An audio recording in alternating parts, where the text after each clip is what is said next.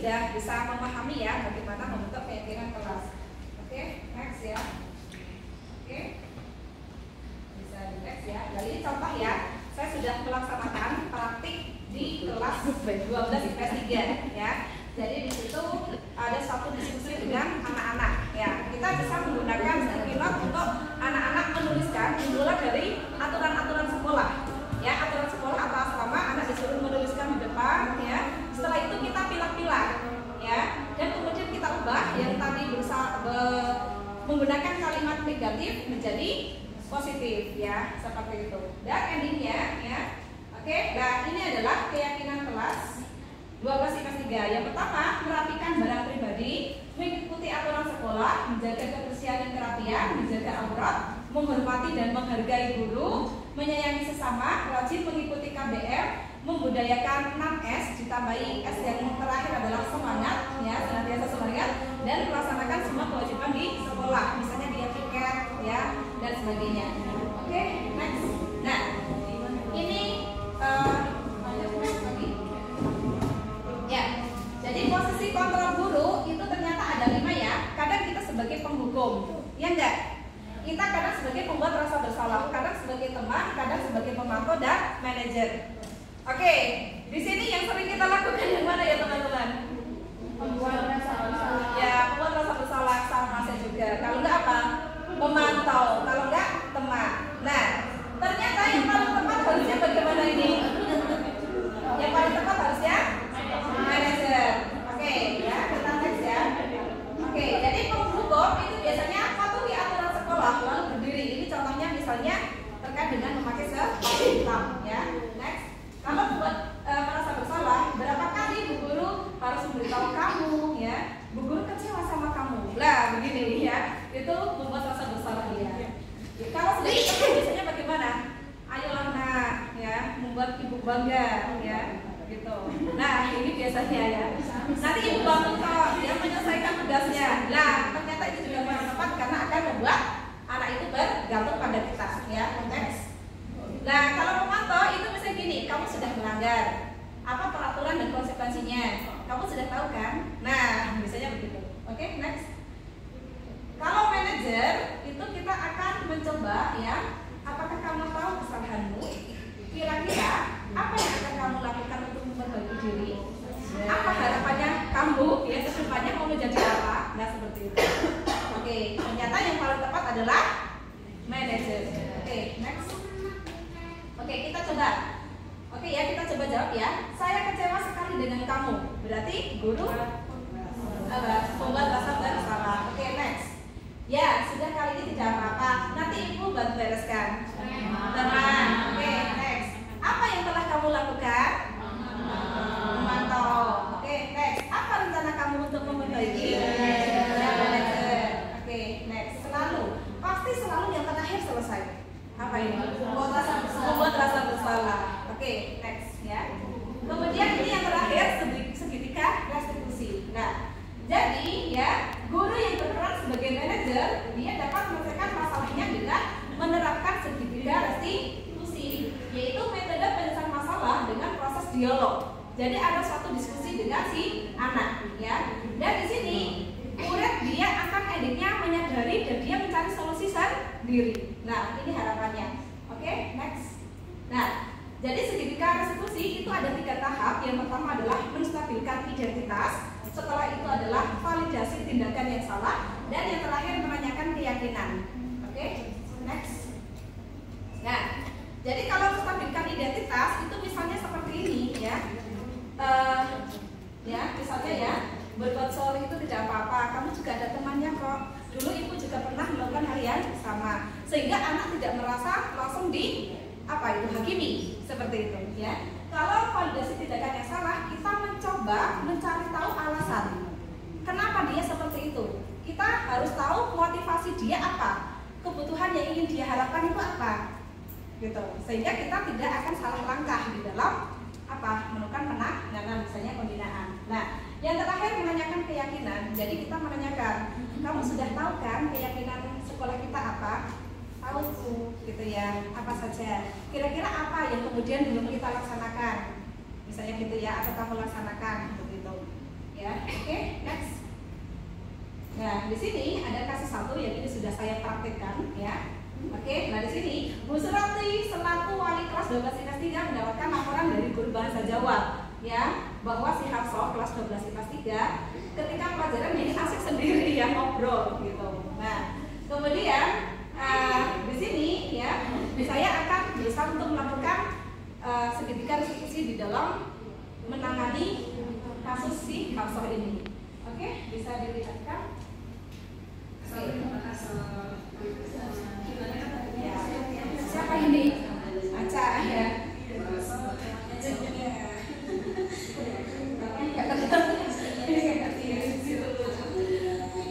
Oke, semoga di sini semakin ketat, semakin nyaman untuk belajar ya, meskipun rumahnya nggak bisa diterima di sana.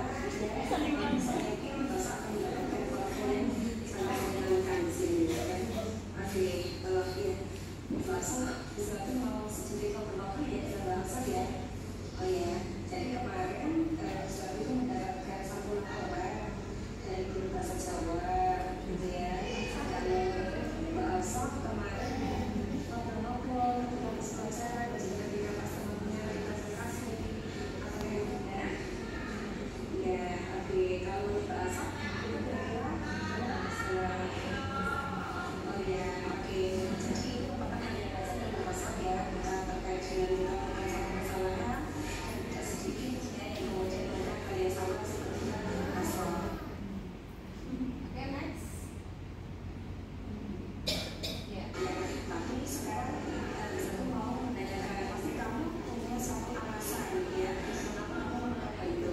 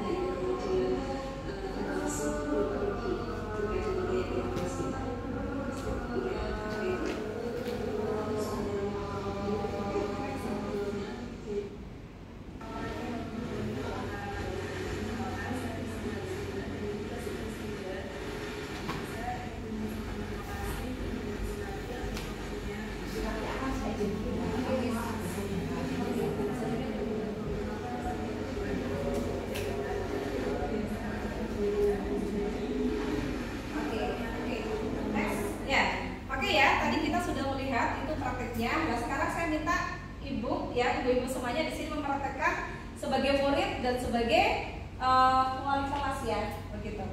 Oke, bukan wali kelas tapi guru ya. Ini kasusnya ya. Pada saat saya ya Bu Surati berjalan ke kelas 12 Akwat IPS 4 SMA IT, ketika pelajaran sosiologi tiba-tiba melihat sepatu berjejeran di koridor itu ya, yang pembatas, yang sebenarnya sering dipakai untuk apa? Tangan, ya. Itu banyak sekali sepatu-sepatu. Nah, di sini kemudian Bu Surati ini mengambil sepatu itu dalam rangka supaya nanti aman ya, karena kalau sama aman biasanya langsung dibuang begitu ya, dan supaya lebih rapi bersih. Nah, oke, di sini ya, alhasil anak tersebut langsung mendatangi ya si Citra ya, ini adalah Citra mendatangi bahwa ternyata itu sepatunya dia. Nah di sini saya minta ibu-ibu berdua ya untuk mempraktekkan ya. Satunya menjadi Akila Citra, satunya menjadi Bu Surati. Oke, silakan bisa dipraktekkan. Oke, saya hitung 3 ya. Bisa dipraktekkan ibu-ibu semuanya. Oke, 1, 2, 3, silakan.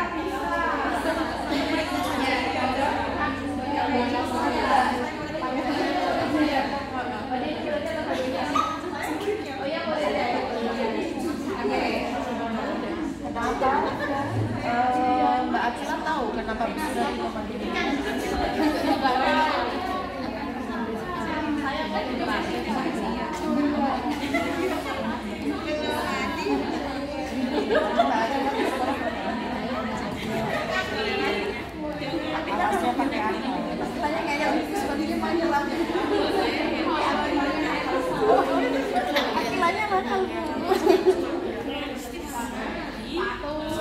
Mbak Akila gimana sih? Dari sana kan cuma Mbak yang jadi awalnya.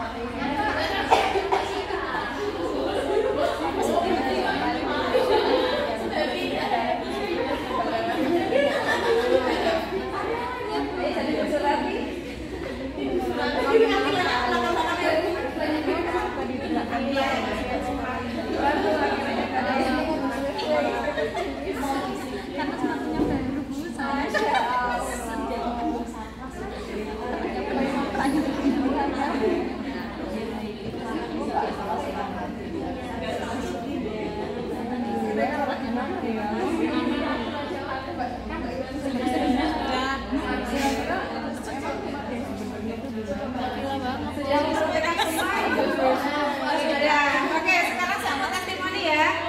Oke, yang jadi Akila. Mana tadi Akilanya? Halo Akila. Akila mana Akila? Oh ini Akila. Oke, kita testimoni ya. Gimana perasaannya setelah adanya suatu segitiga posisi? Oke, moga silakan. Ayo Akila. Alhamdulillah setelah ditanyai dengan pola restitusi, saya merasa dihargai dan diberikan solusi. Diberikan solusi atau membuat solusi sendiri nih Akila? Nggak tahu tadi membuat solusi sendiri tapi diarahkan dengan Oh, Masya Allah ya, berarti menjadi lebih sadar ya. Oke, sekarang jadi Bu Surati ya, Mbak Ibu Surati. Oke, ini Bu Surati. Oh, Bu Surati yang halus. Untuk kebalikan ya. Oke, ada Bu Surati di sini. Oke, testimoni Bu Surati gimana? Testimoni menjadi Bu Surati ternyata tidak mudah ya Bu menjadi guru. Jadi guru itu harus tegar. Kalau misalnya anaknya memang bersalah itu tuh harus ditegur gitu ya Bu. Kalau misalnya perlu dengan nada agak tinggi ya dengan nada agak tinggi gitu. Jadi perlu seni juga agar anak itu tidak tersinggung. Iya. Jadi kitanya juga apa Bu? Latihan mengolah rasa biar gimana caranya pesan yang kita mau berikan itu tersampaikan dengan anak dengan baik gitu. Ya. Oke, tepuk tangan ya untuk teman-teman kita. Satu lagi yang menjadi Bu Surati. Satu lagi siapa ya? Tadi di sini siapa yang jadi Bu Surati? Oh, Mbak Rahma ya. Oke, coba Mbak Rahma. Bagaimana ketika Bu Surati melakukan segitiga restitusi? Oke, kalau menurut saya yang ini tanggapan untuk Bu Surati. Ya, maksudnya ketika dia menerapkan segitiga restitusi, ya, bukan kemudian menghukum, tapi segitiga restitusi. Yang pertama dengan memberikan pemakluman dulu, tetapi harus mengetahui kondisi di lapangannya, faktanya seperti apa. Gitu. Apakah memang anak tersebut melakukan tersebut dengan sengaja atau tidak sengaja gitu. Yang kedua dengan memberikan pemahaman tentang ketertiban atau selayaknya harus seperti apa. Kemudian mengingatkan kembali bahwa dengan tidak menyalahkan, tapi mengingatkan untuk lain kali lebih baik lagi dan lain kali coba diletakkan di tempat yang seperti seharusnya. Oke, kita kasih aplaus ya untuk Bu Ida juga Bu Rahma ya. Kasih round. Oke, next ini terakhir ya. Ya. Ya, oke, next terakhir. Ini kali ini ya saya ya. Oke, next ya. Oke, next. Nah, oke ini yang barusan. Nah ini ya.